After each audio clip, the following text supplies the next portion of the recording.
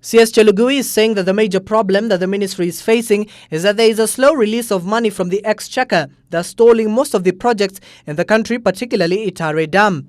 The dam stalled last year after CMC Di Ravenna applied to declare themselves bankrupt. This led to the said company to identify subcontractors but remain as the main contractor.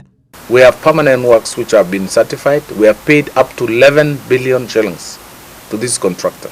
And when we terminate, most likely the lender, the financier, will recall the entire amount, what we have received and paid, and we will lose the fund itself. The ministry distanced itself from most of the dams that are being commissioned by the government by noting that there are only 2 dams being seen through by the ministry.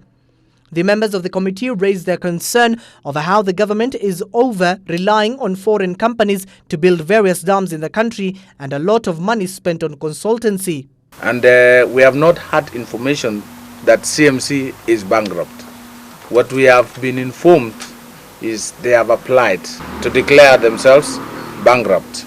The ministry, led by Cabinet Secretary Simon Chelugui, reiterated that the government is targeting to build 50 large dams to be completed by the year 2030, but the government is prioritizing 10 dams. Number one, there is something hidden in all this information, because once we are a single government, we cannot purport to say some information are a preserve of the treasury.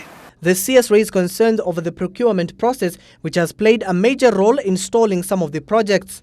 This comes even as the Finance Cabinet Secretary Henry Rotich and his Principal Secretary Kamau Thuge were arrested and released due to flouting procurement laws over the Kimorer and Aror Dam saga that led to President Uhuru Kenyatta to reorganize his cabinet.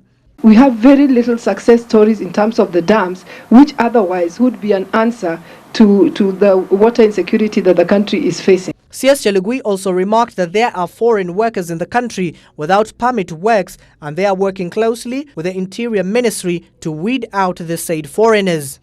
Well, as Kenyans are still coming to terms with the amount of money lost in the Kimorer and Aror Dam scandal, yet another scandal looms as the committee urges the Directorate of Criminal Investigations to intervene and protect the taxpayers' money. Abdiaziz Hashim, Ibru TV, Parliament.